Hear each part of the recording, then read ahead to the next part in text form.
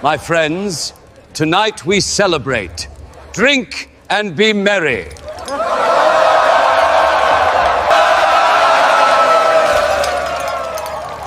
For glory, for Persia, advance!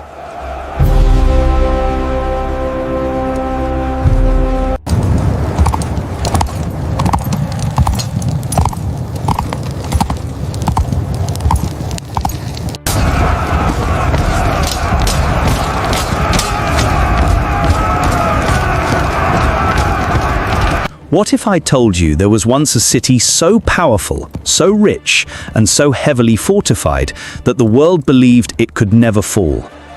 That city was Babylon. By the 6th century BC, Babylon wasn't just another city. It was the jewel of Mesopotamia, the crown of kings, and the beating heart of an empire. Its walls stretched so high and thick that ancient writers claimed 4 horse-drawn chariots could race on top of them side by side. The Euphrates River ran right through the middle of the city, providing endless water and making a siege seem impossible. Merchants from across the world came to Babylon to trade. Gold, silver, spices, silks. Everything flowed into its markets. Its hanging gardens, if they truly existed, were counted among the wonders of the ancient world. To the people of the Near East, Babylon was not just a city, it was a symbol of wealth, pride, and invincibility. And yet, it was rotting from the inside. The king at the time, Nabonidus, was unlike any ruler Babylon had seen before. Instead of focusing on leading his people or strengthening the military, Nabonidus was obsessed with religion and archaeology. He spent years away from Babylon, living in the distant oasis of Timur in Arabia, while his son Belshazzar ruled in his place. To the Babylonians, this was strange, even insulting. Their king had abandoned them. Even worse, Nabonidus neglected the worship of Marduk, the chief god of Babylon. To the Babylonians, this was not just bad politics, it was sacrilege. The priests of Marduk, who held enormous influence, were furious. The people grumbled.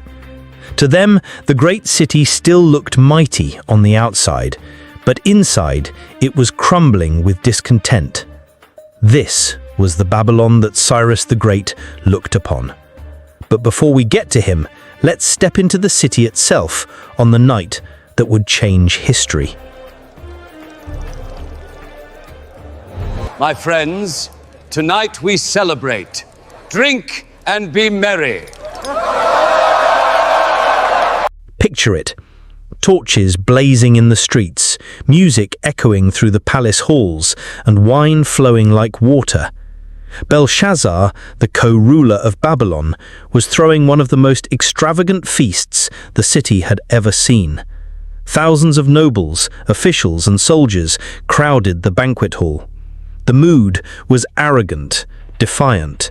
Yes, the Persian army was somewhere outside the city walls, but so what? Babylon's walls had never been breached. They were safe, or so they thought. It was during this very feast, according to the biblical book of Daniel, that a terrifying omen appeared. As the music thundered and goblets of gold were lifted high, a mysterious hand began to write glowing words on the palace wall.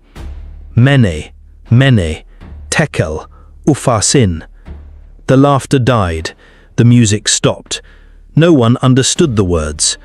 But the prophet Daniel was summoned, and he gave the chilling interpretation. God has numbered the days of your kingdom and brought it to an end. You have been weighed on the scales and found wanting. Your kingdom is divided and given to the Medes and Persians. Belshazzar laughed it off, or at least pretended to. After all, the walls of Babylon still stood tall. The gates were locked. The river flowed strong.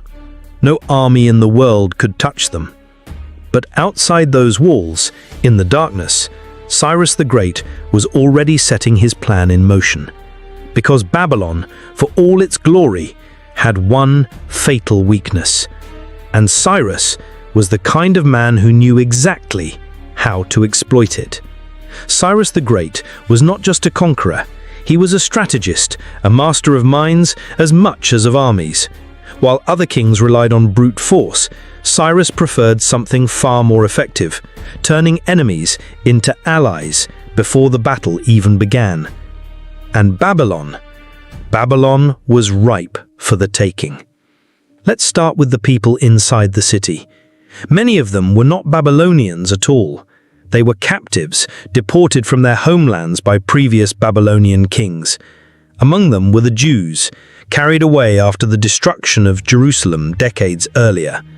They hated Babylon, they longed for freedom, and Cyrus promised them exactly that. Then came the priests, the guardians of Marduk's temple, the beating spiritual heart of the city. They were furious with Nabonidus for abandoning Marduk's worship. Cyrus played this to perfection. He sent messages into Babylon declaring that Marduk himself had chosen Cyrus to be Babylon's new protector. The propaganda spread like fire in dry grass. Suddenly, Cyrus was not an enemy, he was a liberator, chosen by the gods. This was the first half of his plan. Conquer Babylon before his army even entered the gates. But the second half, that was pure genius. Babylon's greatest strength was the Euphrates River. It flowed directly through the city, under its massive walls, keeping its people supplied with water and food.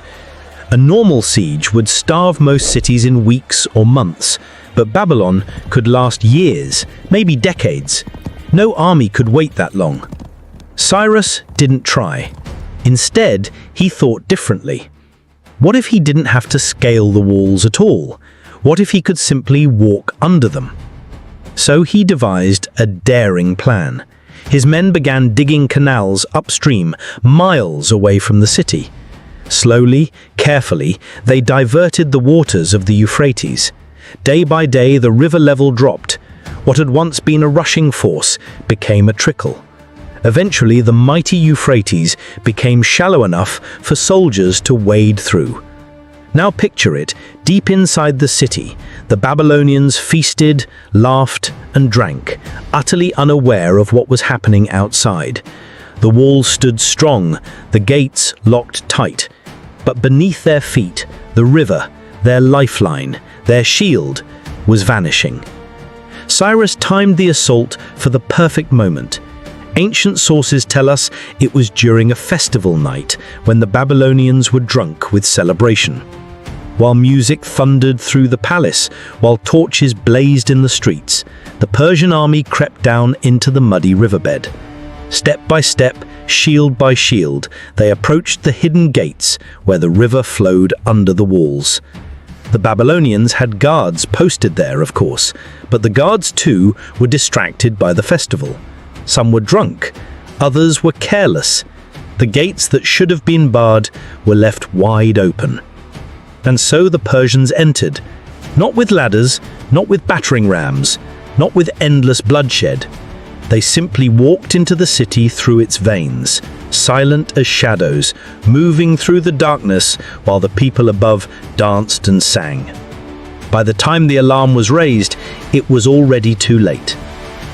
Cyrus had pulled off one of the most brilliant military maneuvers in history. He didn't storm Babylon, he slipped inside without breaking a sweat. And here's the beauty of it. The city didn't burn. There was no mass slaughter. There wasn't even a long, desperate battle. Instead, the gates of Babylon, the same gates that had stood against countless enemies, were thrown open from the inside. Priests, nobles, and citizens, tired of their absent king, welcomed Cyrus as a savior.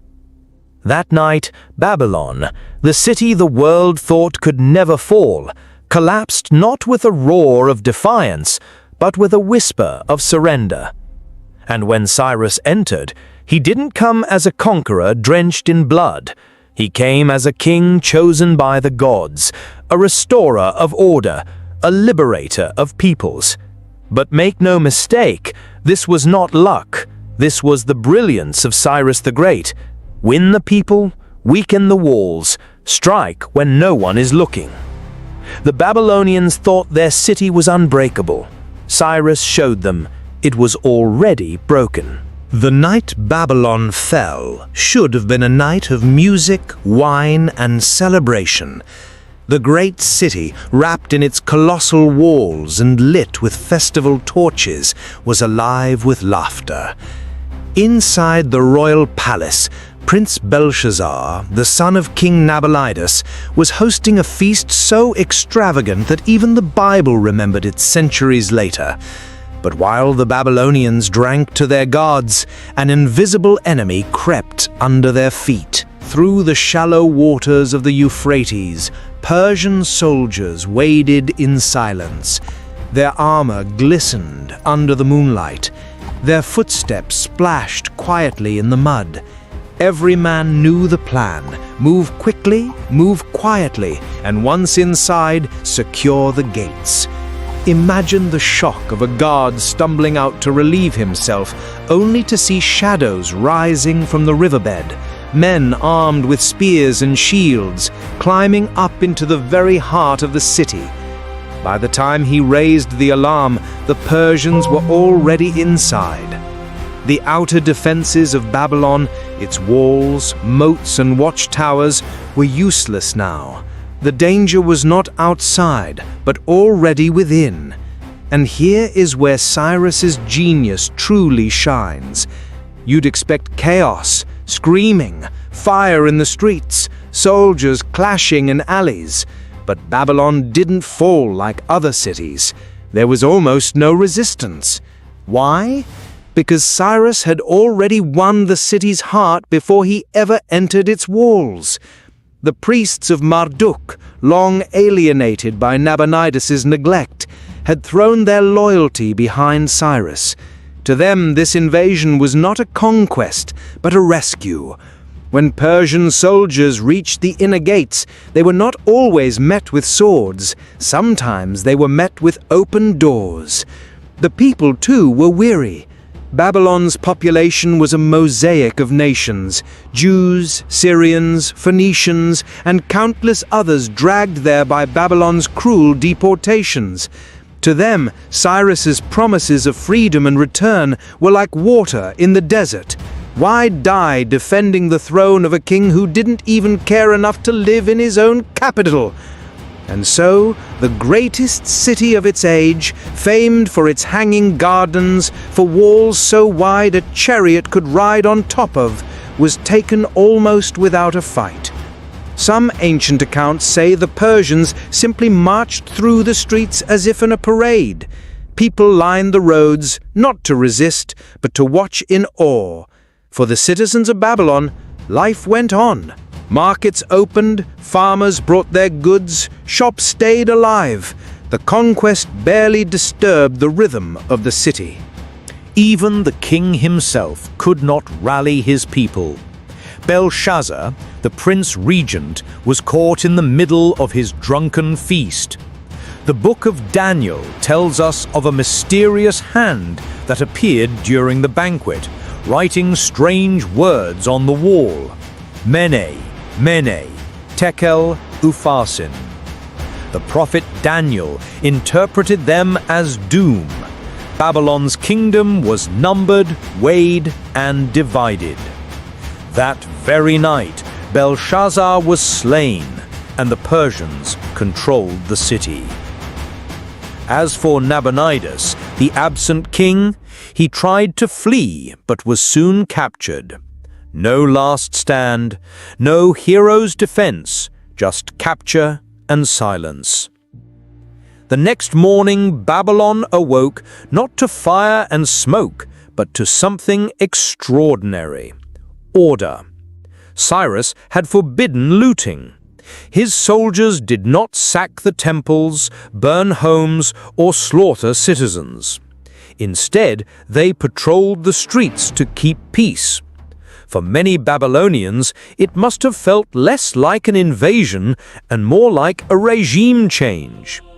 It was a conquest like no other, bloodless, calculated, and strangely calm. The Babylonians expected war, but instead got a new ruler who walked in as if the city had always been his. And that was the brilliance of Cyrus's conquest. He didn't need to fight the people of Babylon because he made them believe he was already their king. He didn't have to tear down the walls because he slipped under them. He didn't burn the city because he needed it whole. Babylon, the jewel of Mesopotamia, almost as easily as one man handing another a crown. That night, the legend of Cyrus the Great reached its peak. He was not just a conqueror, he was a liberator, a strategist, and above all, a ruler who understood that the greatest victories are the ones won without unsheathing the sword.